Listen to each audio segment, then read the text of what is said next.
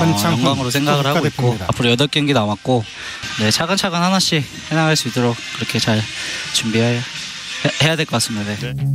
1차전 무승부로 월드컵 최종 예선을 불안하게 출발했던 대표팀은 2차전 승리로 한결 여유를 갖게 됐습니다. 대표팀은 다음 달 7일 시리아와 최종 예선 3차전을 치릅니다. KBS 뉴스 박주미입니다. 지금까지 KBS 뉴스광장을 1TV와 동시에 들으셨습니다. 지금 시각 6시 15분입니다. KBS.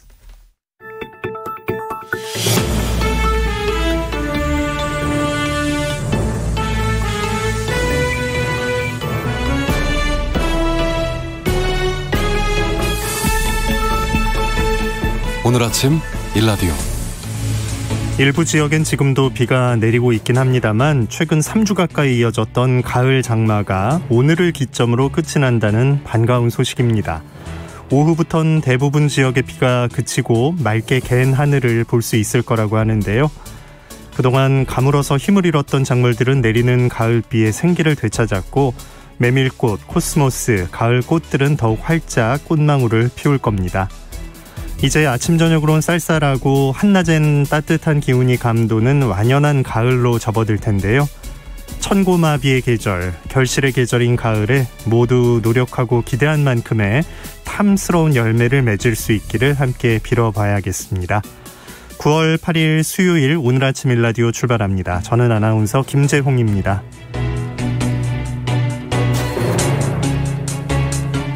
오늘 아침 일라디오 여러분과 함께 만들어가는 시간입니다.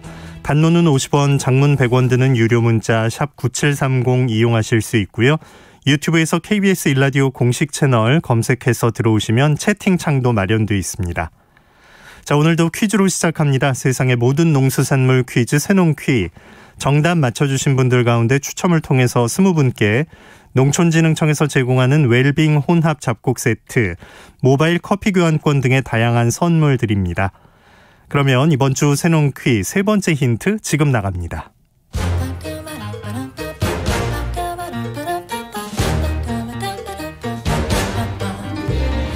우리 땅, 우리 바다에서 자란 맛있고 건강한 우리 농수산물을 알아맞히는 세상의 모든 농수산물 퀴즈 새농퀴.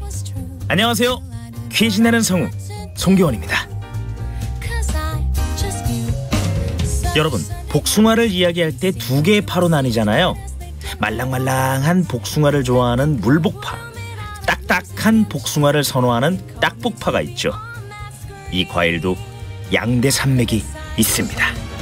품종은 다양하지만 대표적으로 빨간 것을 좋아하는 빨강파, 연두색 이것을 좋아하는 분들 연두파가 있는데요. 여러분은 어떤 쪽이신가요? 이것이 풍년이 들면 의사들의 입술은 파랗게 변한다고 하는데요. 풍년이 들면 이것을 많이 먹게 되고 건강이 좋아져 병원에 갈 일이 줄어든다는 의미의 서양 속담입니다. 요즘 코로나19 시대, 특히 폐 건강에 관심이 많은데요.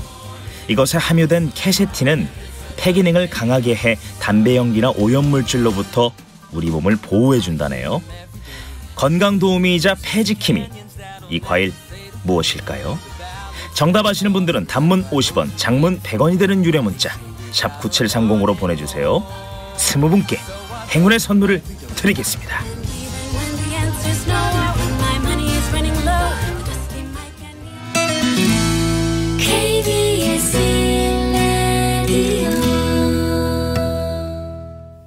해외 농업 소식 함께합니다. 조윤주 외신캐스터 전화 연결합니다. 안녕하십니까? 네, 안녕하세요. 네, 국제원자력기구 IAEA 전문가들이 일본에 들어간다고 하는데 그 원전오염수 방류 계획 검토를 위해서라고요? 네, 맞습니다. 국제원자력기구는 6일 홈페이지를 통해서 국제원자력기구 사무차장 그리고 사업조정국장 등 국제원자력기구 팀들이 이번 주 일본을 방문해서 일본 정부 관계자, 현장 전문가들 직접 만나서 후쿠시마 제1원전 오염수 방류 계획에 대해서 세부 사항도 논의하고 현장도 직접 참관한다고 밝혔습니다. 국제원자력기구 팀은 일본의 경제산업성, 외무성 등 고위 관계자들과도 만날 예정이라고 하고요. 그리고 오는 9일 일본에서 기자회견도 가집니다. 국제원자력기구 사무총장은 국제원자력기구가 앞으로 수십 년간 오염수 방류하는 모든 작업이 국제안전기준에 부합하는지 그리고 그런 방식으로 잘 진행될 수 있도록 일본을 지원하겠다고 밝혔습니다. 그러면서 이번 주에 국제원자력기구 팀이 현장에서 안전하고 투명한 방법으로 방류가 진행될 수 있도록 여러 가지 일정도 검토하게 될 것이라고 덧붙였습니다. 일본 정부는 지난 4월 달에 후쿠시마 제1원전 오염수를 희석해서 바다로 방류하기로 결정했는데요. 오염수에 물을 섞어서 트리튬 농도를 기준치의 40분의 1로 희석해서 방출한다는 방침을 세웠습니다만 우리나라도 마찬가지고 중국도 강력히 반발하고 있습니다. 네. 일본 정부는 국제원자력기구 측에 국제안전기준에 따라서 방류가 이뤄질 수 있도록 지원을 요청한 상태입니다. 후쿠시마 제1원전 운영사인 도쿄전력은 원전 사고로 녹아내린 폐로의 핵심 핵연료에 남아있는 원자력 건물의 피, 지하수 이런 것들이 흘러들어서 오염수가 발생했는데요. 이 오염수를 다액종 제거 설비로 여과를 하고 있습니다. 일본 정부 측은 오염수를 처리수 이렇게 부르고 있긴 합니다만 정화 처리한 후에도 삼중수소 등 방사성 물질이 완전히 제거되진 않고 있고 그대로 남아있는 것이 문제가 되고 있습니다. 네. 자, 세계 식량 가격 지난달 지수가 나왔다고요? 네, 그렇습니다. 유엔 식량 농업기구에 따르면 8월달 세계 식량 가격 지수가 전월 대비 3.1% 상승해서 127.4포인트를 기록했다고 밝혔습니다. 곡물, 설탕, 유지류, 육류 가격 지수가 상승했고요. 유제품 가격 지수는 약간 내렸습니다. 식량 농업기구에 따르면 1996년 이후 24개 품목에 대해서 국제 가격 동향을 계속해서 모니터링했는데요. 5개 품목군별로 식량 가격 지수를 매월 작성해서 발표를 하고 있습니다. 이 지수가 지난 5월 달에 127.8포인트로 6월 달보다 약간 하락했고요. 7월 달 조금 떨어졌습니다만 지난달에 다시 올라갔습니다. 네. 이 곡물 가격 지수는 전월보다 3.4% 오른 129.8포인트로 집계가 되는데요.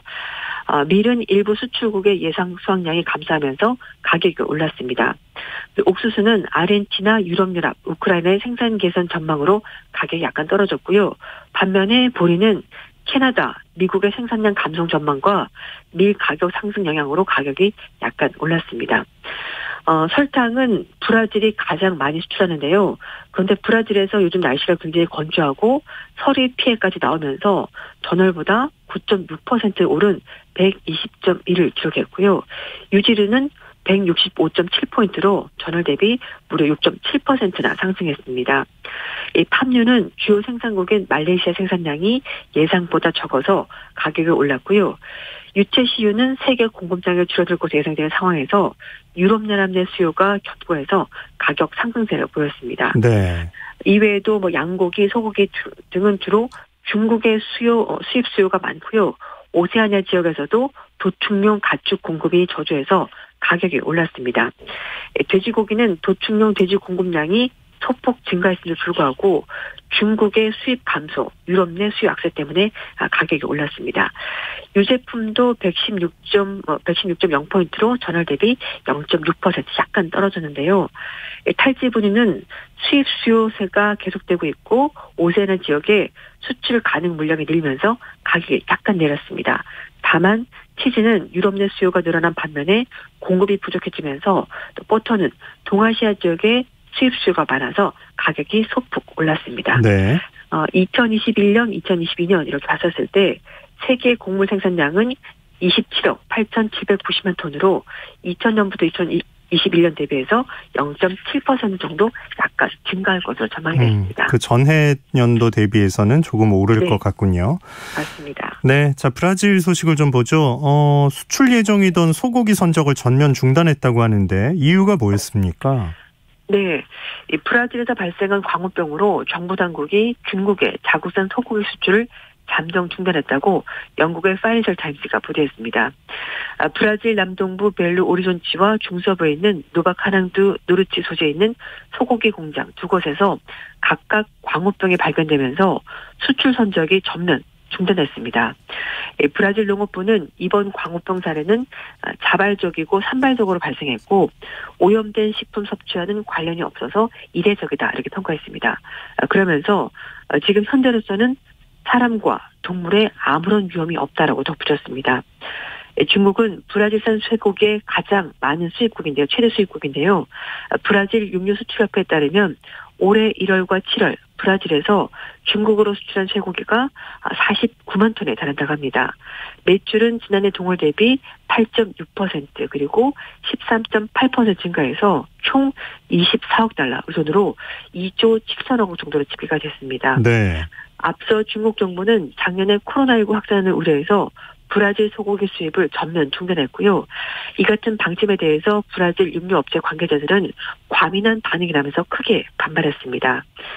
브라질산 쇠고기 수입 중단으로 당시 중국 내 육류 가격이 크게 올랐고요. 식료품 가격도 크게 올랐다고 파이낸셜 타임스가 전했습니다. 네. 이번에 브라질 소고기 수출 중단은 중국 위생당국이 브라질 농업부가 전달한 자료를 자체 점검해서 수입되기 여부를 결정할 때까지 그대로 유지된다고 합니다. 네. 자, 아시아 국가들은 쌀을 주식으로 하는 곳이 많은데 중국에서 거대벼 재배에 성공했다고요? 네, 그렇습니다. 중국의 국가교잡벼 프로젝트 기술연구센터 충칭지국이 올해 10,000제곱미터 넓이 논에서 자이언트벼를 재배했고요. 다음 달 수확할 예정이라고 중국 현지 매체들 보도했습니다. 천양토센터 충칭지국 부심에 따르면 이 새로운 품종은 일반 벼의 2배인 2m 정도 높이까지 자라게 되고요. 그리고 수확량도 750kg에서 900kg으로 일반 벼 품종 500kg에서 700kg보다 더 많이 생산할 수 있다고 합니다. 네. 잎이 곧고 색깔이 진해서 광합성 능력이 일반 벼에 비해서 훨씬 뛰어나고요. 질병에도 강하다고 합니다. 이 품종은 올해 처음으로 시험 재배됐고요. 비교적 성공적이다라는 평가를 받고 있습니다. 논의 수심을 60에서 80cm 정도로 만들어서 물고기를 키울 경우에 그늘 등 최적의 서식 장소도 제공할 수 있다고 센터가 설명했는데요. 중국의 장강 이남 지역에서는 전통적으로 논에 물고기를 풀어서 키우고 논둑에도 뽕나무를 심어서 누에를 기르는 집약적인 농업이 발달해 있다고 합니다. 네. 센터 측은 내년에도 이 자이언트벼 재배 면적을 좀 더 확대하고 자이언트벼의 벼 공생을 발전시키는 시범 프로젝트도 가동한다고 합니다. 중국 언론들은 자이언트벼 재배 성공을 두고 위안룽핑의 꿈이 이뤄졌다 이렇게 표현했다고 하는데요. 위안룽핑은 1970년대 많은 이 교잡벼를 개발해서 기아 퇴치에 기여했다는 평가를 받고 있는 농학자이고 지난 5월 달에 세상을 떠났다고 합니다. 생전에 높이 자란 곡식 아래에서 더위를 피하고 바람을 쐬는 것이 꿈이다 이런 말을 했었다고 합니다. 그랬군요. 네. 자, 중국 소식 하나 더 보죠. 지금 미국, 유럽의 수요가 워낙 강력해서 중국 무역량이 크게 늘었다고요? 네, 맞습니다. 중국의 무역이 미국과 유럽의 강력한 수요 덕분에 역대 최대치까지 올라갔다고 하는데요. 여기에다가 연말 쇼핑 시즌 앞두고 선주문이 늘면서 지난달 중국의 수출이 급증하면서 델타 변이에 따른 공급망 차질 우려까지 상쇄됐다고 합니다. 중국의 해관 총서 우려에 따르면 관세청에 해당하는 곳인데요. 여기에서 8월달 수출이 전년 동월 대비 25.6% 늘면서 역대 최고를 기록했다고 밝혔습니다. 전월의 증가율 19.3%보다 더 많아졌고요. 예상치 17.1%보다도 훨씬 더 많았습니다. 지난달 수입도 33.1% 늘면서 2,360억 달러로 사상 최고치를 기록했는데요. 이렇게 되면서 지난달 중국의 무역 흑자는 583억 달러에 달했습니다. 지난달에 세계 3대 항만인 중국 동부 지역에 있는 닝보 저우산항이 델타 변이 때문에 부분 폐쇄되면서 공급 차질이 빚어졌고 운임 비용까지 올랐는데요. 어쨌든 중국의 무역은 호조를 띠고 있습니다. 그만큼 글로벌 수요 회복력이 강했다는 의미라고 블룸버그 통신이 분석했는데요. 특히 미국과 유럽에서 소매 유통업계가 크리스마스 쇼핑 시즌을 앞두고 물량 확보를 위해서 대거 선주문에 나서면서 무역량이 크게 증가한 거라고 합니다. 네, 중국 제품이 이렇게 잘 팔리는 건 다른 동남아 국가의 델타 변이도 좀 영향을 미쳤다고요? 네, 맞습니다. 호주 뉴질랜드 뱅킹그룹의 한 관계자는 크리스마스 구매 시즌이 예년보다 빠른 것도 있었고 거기에다가 뭐 애플 아이폰 신모델 수요도 있었고 말씀하신 것처럼 동남아시아 지역에서 델타 변이가 확산하면서 대신에 중국 쪽으로 주문이 몰린 것 같다고 설명했습니다. 이 관계자는 11월 이전까지 중국 무역이 계속해서 강한 모습을 보일 거다라고 설명했습니다. 네. 다른 아시아 지역 국가에서 델타 변이 확산 때문에 우려가 커졌고요.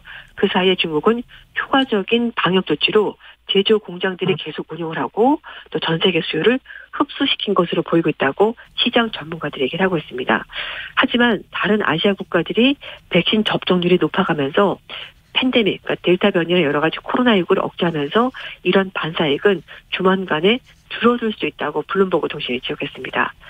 한편 투자은행인 소시에테 제네랄 관계자는 물류 정체를 감안해 볼 때 추수감사절, 크리스마스 시즌에 대비해서 선주문한 수요가 많았던 것으로 보인다고 설명했고요. 하지만 민간에서 나온 중국의 8월달 제조업 구매자 관리지수가 1년 반 만에 처음으로 위축세로 돌아섰고 또 미국의 수요 동력도 주춤한다는 점 때문에 중국의 무역 성장이 계속 성장하기는 좀 힘들 거다라고 전망했습니다. 네. 자, 끝으로 인도 얘기 좀 들어보죠. 지금 변이 바이러스에 대한 걱정이 많은데 인도에선 또 새로운 바이러스가 유행해서 사망자가 나고 있다고요? 네, 맞습니다. 인도 남부 케랄라주에서 치명적인 니파 바이러스가 발생해서 사망자가 나왔고요. 그래서 이 코로나19에 의해서 또다시 비상이 걸렸다고 합니다. 케랄라주가 지난 5일에 해안 도시인 코지코드 한 병원에서 12살짜리 소년이 니파 바이러스에 감염돼서 숨진 것으로 파악이 됐고요. 보건당국이 숨진 소년과 접촉한 것으로 의심되는 사람들 수백 명을 이미 격리시켰다고 합니다. 케랄라주 보건장관은 7일 날 8명의 1차 접촉자들 샘플을 검사한 결과 다행히 모두 음성으로 나왔다고 밝혔습니다. 이건 코로나와는 다른 바이러스군요. 네, 맞습니다. 니파 바이러스는요. 1990년대 말 말레이시아에서 처음 발생했고 과일박쥐, 돼지, 이제 사람과 사람 사이 접촉을 통해서 이 바이러스가 전파가 되는데 이 바이러스에 대한 개발이 백신 개발이 이루어지지 않고 있습니다. 그래서 치료제가 없다고 봐야 되는 것이고 감염이 되면 고열, 경련, 구토를 일으키고요. 합병증을 억제하고 환자를 편안하게 이제 관리해주는 보조적인 치료제만 있다고 합니다. 세계보건기구에 따르면 니파 바이러스의 치사율은 40에서 75% 추정이 되고요. 코로나19보다도 훨씬 더 치명적인 바이러스라고 합니다. 말씀드린 것처럼 케랄라주의 장관은 더 많은 접촉자들의 샘플을 검사할 예정이라고 하고요. 음성 판정을 받은 8명을 포함해서 총 48명이 소년이 숨진 병원에서 접촉했다고 밝혔습니다. 그래서 관계자들이 집집마다 일일이 다 방문하면서 2차 접촉자 확인에 몰두하고 있습니다. 케랄라주는 최근에 코로나19 하루 사망자가 최고를 기록한 곳 가운데 하나고요. 니파 바이러스 사망자까지 발생하면서 이 지역의 우려가 점점 커지고 있다고 합니다. 네, 해외 농업 소식 조윤주 외신캐스터와 함께했습니다. 고맙습니다. 네, 감사합니다.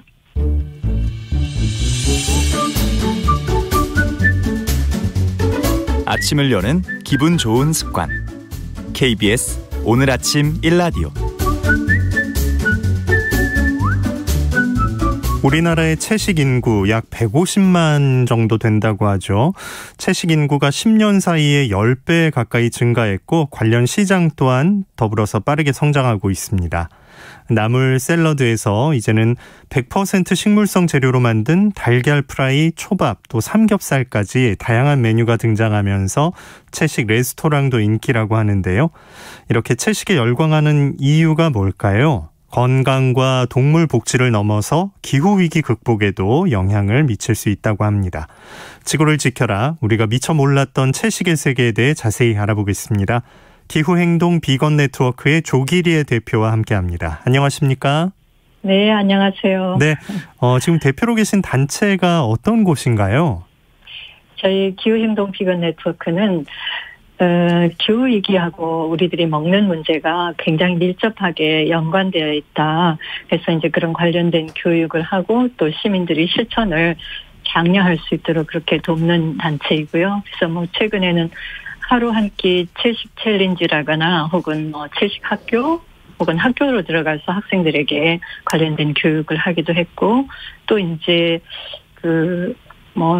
지역뿐만 아니라 전국 단위에서도 채식급식을 활성화시키는 그런 일에 지금 연대에서 함께 하고 있거든요. 네. 그리고 이제 이런 변화가 꼭 그 개인 차원이 아니라 국가나 혹은 지방자치단체 차원에서의 그런 정책이 돼야지만이 이런 변화가 의미 있게 진전될 수 있다고 생각을 해서 관련해서 의제화하는 그런 노력도 함께 하고 있는 그런 단체입니다. 그러시군요. 네. 우리가 채식주의, 이제 비건이라고 흔히들 많이 말을 하는데 이게 여기도 좀 종류가 나눠져 있다면서요? 원래 비건은 하나죠.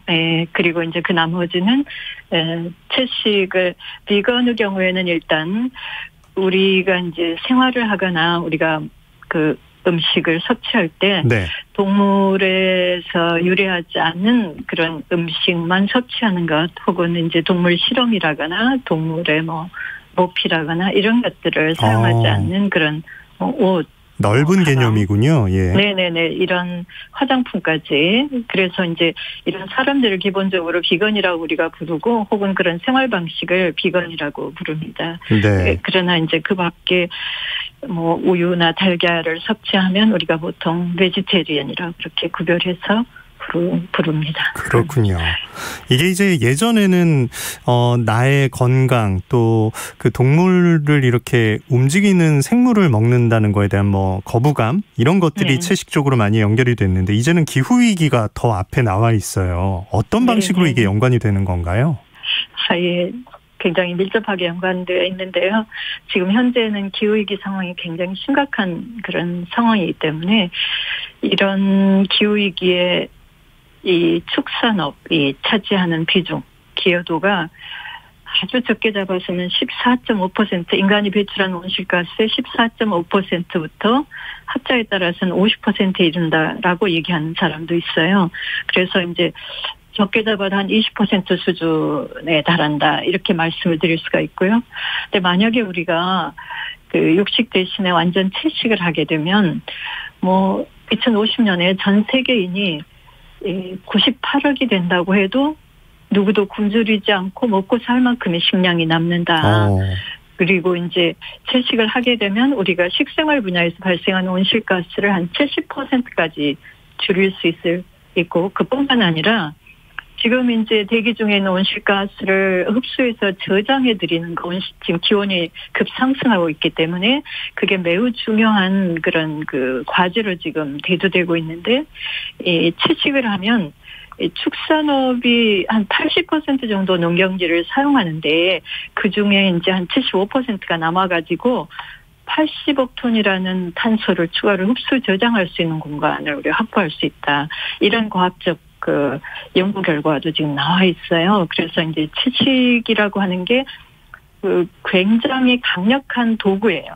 이 기후위기를 극복하는 강력한 도구이고, 특별히 최근에는 유엔의 그 과학자 조직인 IPCC 등에서도 메탄이라고 하는 그런 온실가스를 줄이는데 향후 10년간 집중해야 된다. 이런 그 보도가 지금 나오고 있는데, 사실은 이 메탄의 한 37%가 축산업에서 배출을 하거든요. 그래서 이 먹거리를 바꾸면 지금의 이 절박한 순간에 그 기후를 냉각시키는데 굉장히 효과적인 그런 결과를 가져올 수 있다고 생각합니다. 네, 사실 우리나라 좀 빠르게 바뀌고 있다는 느낌이 드는 게 최근 몇 년 사이에 많이 진짜 늘어났거든요.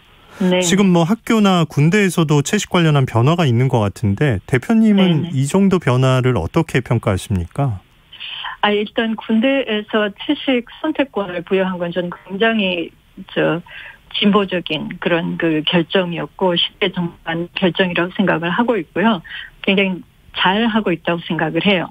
그리고 이제 학교 급식의 경우에도 당연히 아이들에게 그런 채식 선택권을 보장을 해야 되는데 좀 더디게 지금 진행이 되고 있습니다. 뿐만 아니라 이제 애들의 미래를 위해서 교육적 관점에서도 그 채식의 날 운영 이런 것들이 전격적으로 도입이 돼야 되는데, 지금 사실 기후위기 진행 속도를 보고 아이들의 미래를 우리가 생각하면 그 우리가 기대하는 것만큼 그렇게 빨리 지금 진행되고 있지는 않아서 좀 적극적으로 정부나 교육부나 혹은 지자체 등에서도 관심을 가지고 지원을 해줬으면 좋겠다 그런 생각을 하고 있습니다. 맞아요. 학생들은 먹는 것으로 그치는 게 아니라 그것 자체가 또 교육이 되니까요. 맞아요. 네. 맞아요. 네. 그런데 이제 사람들이 볼 때는 아니 커야 하는데 자라나는 시기인데 이거를 채식을 강제할 수 있냐, 뭐 영양 불균형이 되는 거 아니냐 이런 말을 많이 하는데 여기에 대해서 뭐라고 답하시나요?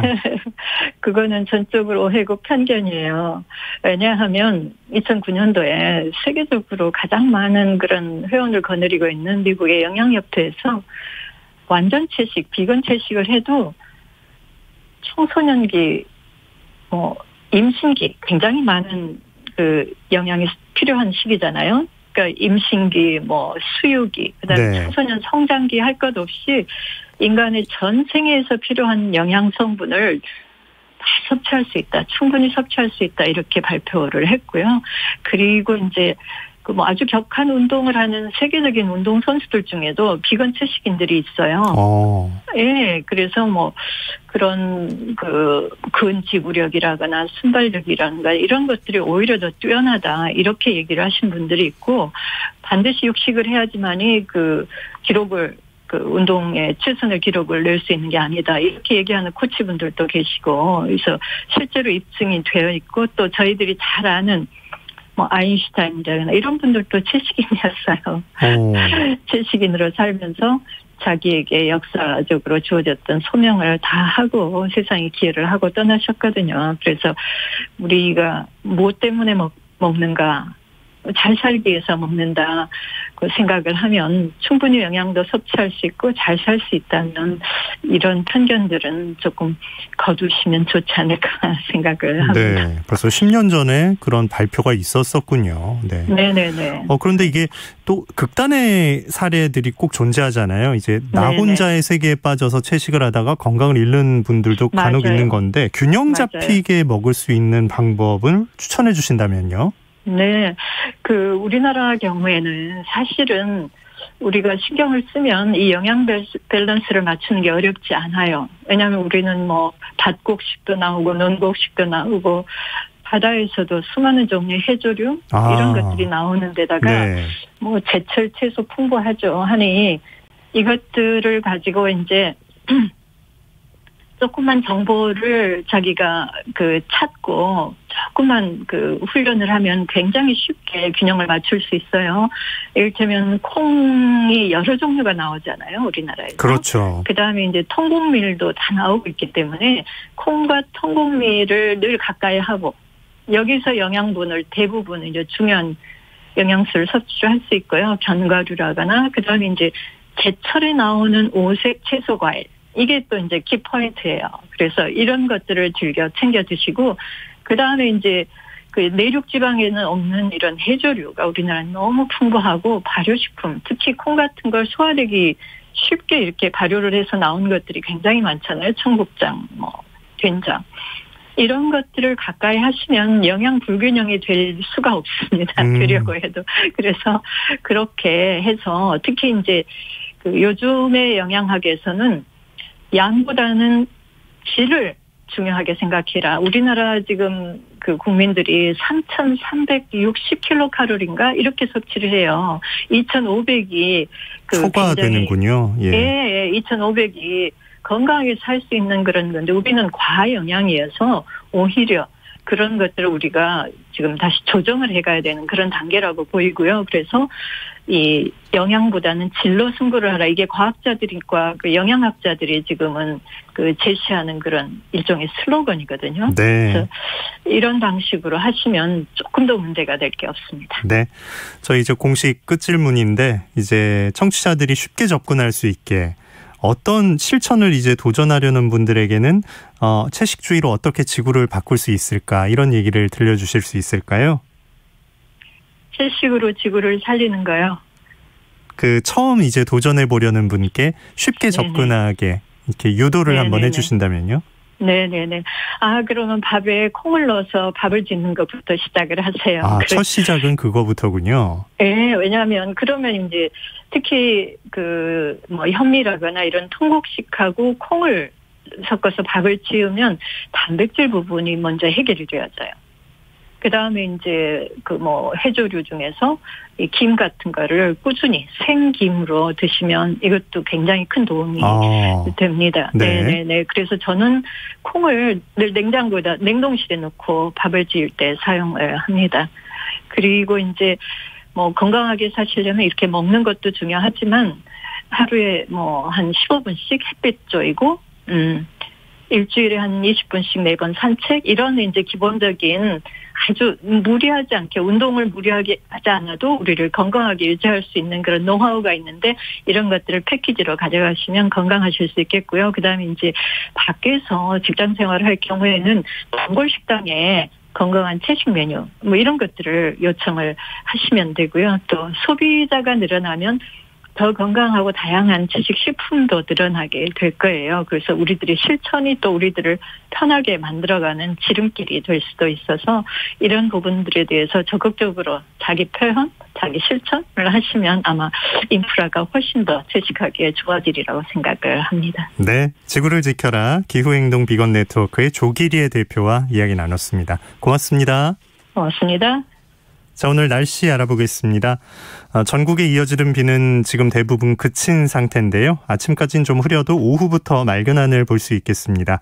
다만 동쪽 지역을 중심으로는 산발적으로 약한 비가 조금 더 이어진다고 하니까요. 이 지역에 계신 분들은 참고하시면 좋겠습니다. 흐린 날씨 속에 아침 공기는 선선합니다. 기온은 서울이 19도 보이고 있고요. 오후에 해가 나면 기온은 다소 오르겠습니다. 한낮엔 덥다는 느낌도 받으실 수 있겠는데요. 서울 28도, 대전, 광주 27도, 대구 29도로 예상됩니다. 일교차가 크게 나니까요. 감기 걸리지 않게 가벼운 겉옷 정도 챙겨 나가시면 좋겠습니다. 동해안과 제주도 해안에선 너울성 파도를 잘 살피셔야겠습니다. 낮까지 바람이 강한 가운데 물결도 높게 일 거라고 하니까요. 해안가 주변에서는 사고 나지 않도록 조심하셔야겠습니다. 오늘 아침 일라디오 듣고 계십니다. 지금 시각 6시 46분입니다.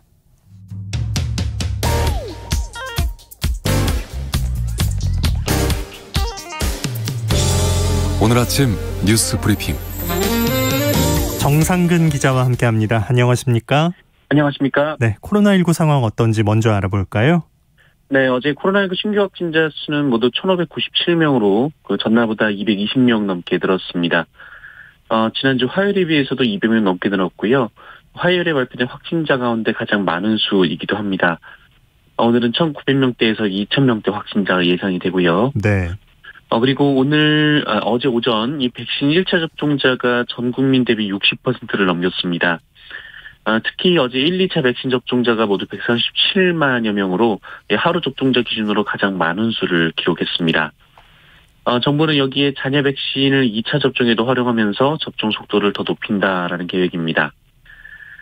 또한 이 방역수칙 전환 논의가 이어지고 있는데요. 이 정부는 일단 단계적 일상 회복으로의 전환이 가능한 시점은 다음 달 말로 예측을 했습니다. 일단 이번 달 중순까지 전 국민 대상 70%의 접종을 완료하고 다음 달 말이면 성인 80%의 접종 완료가 가능하다는 판단입니다. 여러 여론조사에서 방역수칙 전환에 찬성한다는 응답이 압도적으로 높았는데요. 다만 그 시점에 대해서는 11월 말이 적당하다는 의견이 많았습니다. 네. 자, 윤석열 전 검찰총장 관련 고발 사주 의혹이 있는데 제보자가 공익신고라는 걸 했다고요?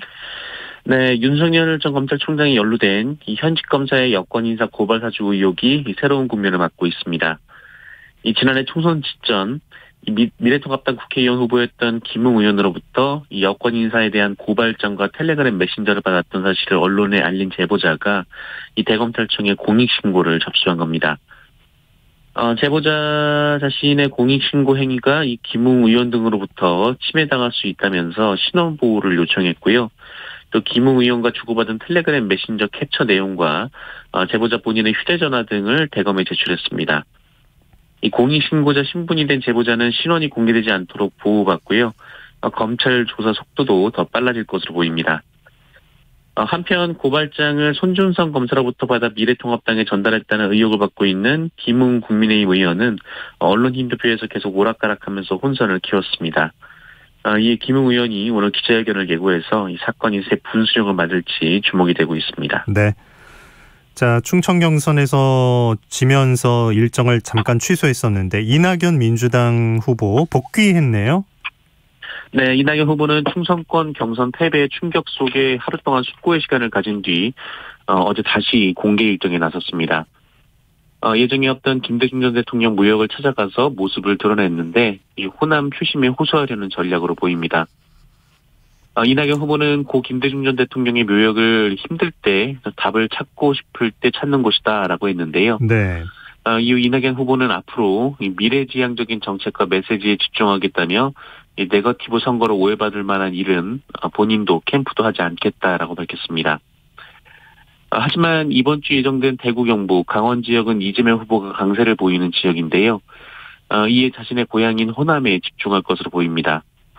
한편 정세균 후보는 이낙연 후보와 단일화는 없다고 다시 한번 선을 그었고 박용진 후보도 경선 완주 방침을 분명히 했습니다. 네. 이재명 경기도지사에 대한 검찰 표적 수사가 있었다 이런 주장이 제기됐죠. 네, 어제 KBS의 보도인데요. 이 보도에 따르면 경기도 성남에서 무역업을 했던 이준석 씨는 2017년 12월 인터넷 도박 사이트를 운영한 혐의로 서울중앙지검에 구속됐습니다. 그런데 이준석 씨는 구속 직후부터 2018년 3월까지 석 달 동안 강력부 김모 검사가 이재명 경기도지사와 관련된 부적절한 내용을 말하면서 압박과 회유를 했다고 주장했습니다. 이 김모 검사가 SNS 자주 하시고 축구 좋아하시는 분에 대해 얘기를 하라고 했고 이준석 씨는 이재명 지사와 교류가 있었던 건 맞지만 이 청탁이나 로비는 없었다고 진술했다고 합니다.